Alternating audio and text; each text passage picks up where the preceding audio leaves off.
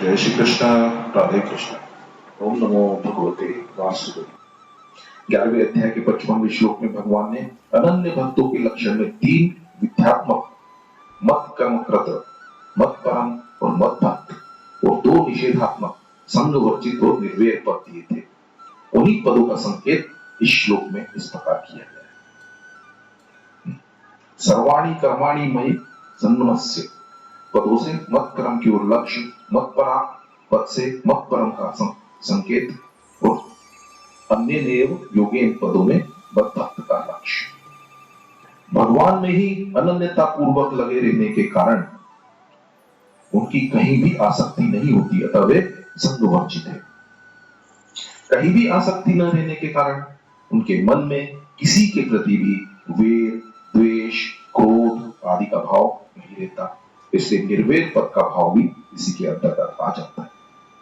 परंतु भगवान ने इसे महत्व देने के लिए आगे 13वें श्लोक में सिद्ध भक्तों के लक्षण में सबसे पहले अद्वेष्टा पद का प्रयोग किया है। अतः साधक को किसी में किंचित मात्र भी द्वेष नहीं रखना चाहिए। अब यहां से निर्गुण उपासना की अपेक्षा सगुण उपासना की सुगमता बताने के लिए 2 पद से प्रकरण भेद करते। यद्यपि कर्माणि पद स्वयं ही बहुवचन होने से संपूर्ण कर्मों का बोध कराता है, तथापि इसके साथ सर्वाणी विशेषण देकर मन, वाणी, शरीर से होने वाले सभी लौकिक शरीर निर्वाह और आजीविका संबंधी एवं पारमार्थिक जब ध्यान संबंधी शास्त्र विहित कर्मों का समावेश किया गया है। यहाँ मयि सन्न्यस्य पदों से भगवान का आशय क्रियाओं का स्वरूप से त्याग करने का नहीं है, कारण कि एक तो स्वरूप से कर्मों का त्याग संभव ही नहीं है। दूसरे, यदि सगुण उपासक मोहपूर्वक शास्त्र विहित क्रियाओं का स्वरूप से त्याग करता है तो उसका यह त्याग तामस होगा, और यदि दुख रूप समझकर शारीरिक क्लेश के भय से उनका त्याग करता है तो यह त्याग राजस होगा।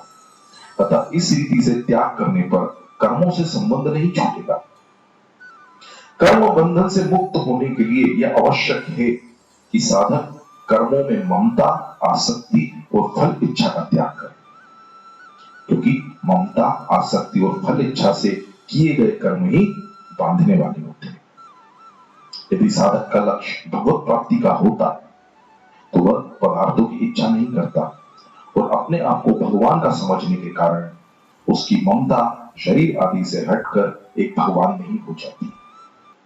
स्वयं भगवान के अर्पित होने से उसके संपूर्ण कर्म भी भगवत अर्पित ही हो जाते। भगवान के लिए कर्म करने के विषय में कई प्रकार हैं, जिनको गीता में मत परम कर्म, मदर्थ कर्म और मत कर्म नाम से किया गया है, कहा गया है। पहला, मद अर्पण कर्म उन कर्मों को कहते हैं जिनका उद्देश्य पहले कुछ हो, किंतु कर्म करते समय अथवा कर्म करने के बाद उनको भगवान के अर्पण कर दिया जाए। दूसरा, मदर्थ कर्म वे कर्म हैं जो आरंभ से ही भगवान के लिए किए जाए अथवा जो भगवत सेवा रूप हो। भगवत प्राप्ति के लिए कर्म करना, भगवान की आज्ञा मानकर कर्म करना और भगवान की प्रसन्नता के लिए कर्म करना, ये सभी भगवत कर्म हैं। तीसरा, भगवान का ही काम समझकर संपूर्ण लौकिक मतलब व्यापार, नौकरी आदि और भगवत संबंधी मतलब जप, ध्यान आदि कर्मों को करना मत करना। वास्तव में कर्म कैसे भी किए जाएं, उनका उद्देश्य एकमात्र भगवत प्राप्ति ही होना चाहिए। उपयुक्त तीनों ही प्रकार मदर्पण कर्म, मदर्थ कर्म और मत कर्म से सिद्धि प्राप्त करने वाले साधक का कर्मों से किंचित मात्र भी संबंध नहीं रहता, क्योंकि उसमें न तो फल इच्छा और कर्तव्य अभिमान है और न पदार्थों में और शरीर, मन, बुद्धि तथा इंद्रियों में ममता है। जब कर्म करने के साधन शरीर, मन, बुद्धि आदि ही अपने नहीं है तो फिर कर्मों में ममता हो ही कैसे सकती है। इसी प्रकार कर्मों से सर्वथा मुक्त हो जाना ही वास्तविक समर्पण है। सिद्ध पुरुषों की क्रियाओं का स्वतः ही समर्पण होता है और साधक पूर्ण समर्पण का उपदेश रखकर वैसे ही कर्म करने की चेष्टा करता है। जैसे भक्ति योगी अपनी क्रियाओं को भगवान के अर्पण करके कर्म बंधन से मुक्त हो जाता है, ऐसे ही ज्ञान योगी क्रियाओं को प्रकृति से हुई समझकर अपने को उनसे सर्वथा असंग और निर्लिप्त अनुभव करके कर्म बंधन से मुक्त हो जाता है। मत परायण होने का अर्थ है भगवान को परम पूज्य और सर्वश्रेष्ठ समझकर भगवान के प्रति समर्पण भाव से रहना।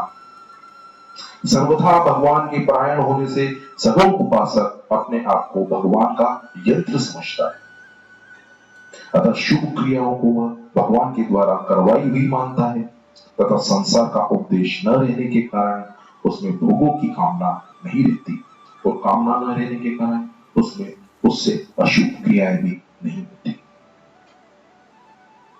इष्ट संबंधी और उपाय संबंधी इन पदों का तात्पर्य दोनों प्रकार की अनन्यता का संकेत है, अर्थात उन भक्तों के इष्ट भगवान ही, उनके सिवा अन्य कोई साध्य उनकी दृष्टि में है ही नहीं और उनकी प्राप्ति के लिए आश्रय भी उन्हीं का है।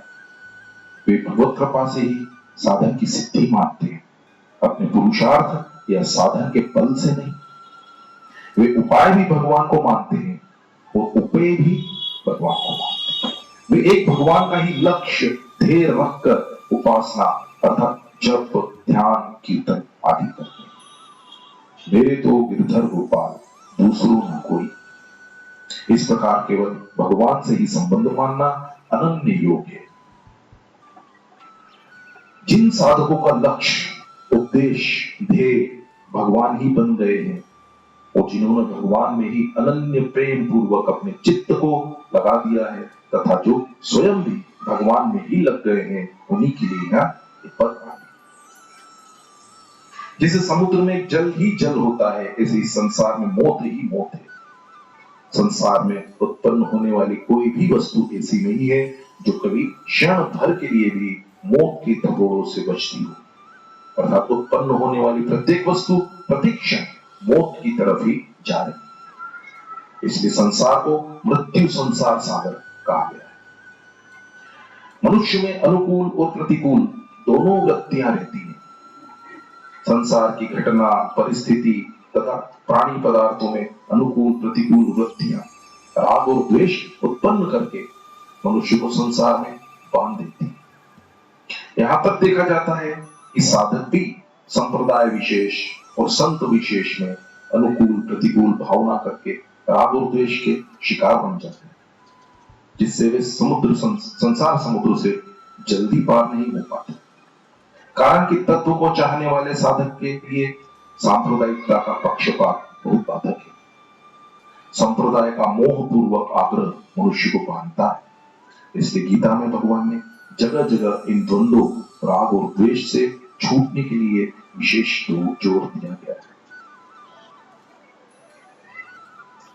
यदि साधक भक्त अपनी सारी अनुकूलताएं भगवान में कर ले, अर्थात एकमात्र भगवान से ही अनन्य प्रेम का संबंध जोड़ ले, तो सारी प्रतिकूलताएं संसार से कर ले, अर्थात संसार की सेवा करके अनुकूलता की इच्छा से मुक्त हो जाए, तो वह इस संसार बंधन से बहुत जल्दी मुक्त हो सकता है।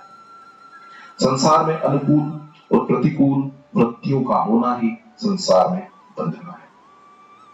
भगवान का यह सामान्य नियम है कि जो जिस भाव से उनकी शरण लेता है, उसी भाव से भगवान भी उनको आश्रय देते हैं। अतः वे कहते हैं कि यद्यपि मैं सब में समभाव से स्थित हूं, तथापि जिसका एकमात्र प्रिय मैं हूं और जो मेरे लिए ही संपूर्ण कर्म करते हैं और मेरे परायण होकर नित्य निरंतर मेरे ही ध्यान, जप, चिंतन आदि में लगे रहते हैं, ऐसे भक्तों का मैं स्वयं मृत्यु संसार सागर से बहुत जल्दी और सम्यक प्रकार से उद्धार कर देता हूं।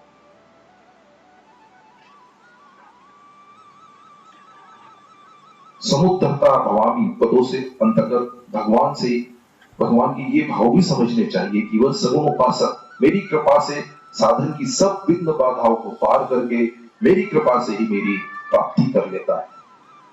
साधन की कमी को पूरा करके मैं उसे अपनी प्राप्ति करा देता हूं। उनके अंतःकरण में स्थित हुआ तत्व ज्ञान से उनके अज्ञान जनित अंधकार को नष्ट कर देता हूं और उन्हें संपूर्ण पापों से मुक्त कर देता हूं। और विशिष्ट भाव यह है कि छठे अध्याय के 5वें श्लोक में भगवान ने सब तरह के सामान्य साधकों के लिए अपने द्वारा अपना उद्धार करने की बात कही थी। और यहाँ कहते हैं कि भक्तों का उद्धार वे करता है। इसका तात्पर्य है कि प्रत्येक साधक आरंभ में स्वयं ही साधना में लगता है। साधन में लगने वालों में जो साधक भगवान के आश्रित होता है उसका उद्धार भगवान करते हैं, क्योंकि उसका भगवान पर ही भरोसा होता है कि मेरा उद्धार वे ही करेंगे। वह अपने उद्धार की चिंता न करके केवल भगवान के भजन में ही लगा रहता है। उसके साधन और साध्य भगवान ही होते हैं, परंतु ज्ञान मार्ग में चलने वाला अपना उद्धार स्वयं ही करता है। स्वरूप बोध होने पर भक्ति प्राप्त हो जाए यह नियम नहीं है, और भक्ति प्राप्त होने पर स्वरूप बोध भी हो जाता है यह नियम है। इसलिए भगवान ने कहा है, भगवान अपने भक्तों को कर्म योग और ज्ञान योग दोनों दे देते हैं, क्योंकि भगवान का स्वरूप समग्र है। देह अभिमान के कारण ज्ञान मार्ग के साधक का चित्त अव्यक्त में आसक्त होता है और भक्त का चित्त भगवान में आविष्ट होता है। ज्ञान में विवेक मुख्य है, भक्ति में विश्वास मुख्य है। ज्ञान में अपरा प्रकृति त्याज्य होती है, भक्ति में वह भगवत स्वरूप होती है। जय श्री कृष्ण, राधे कृष्ण। ओम नमो भगवते वासुदेवाय।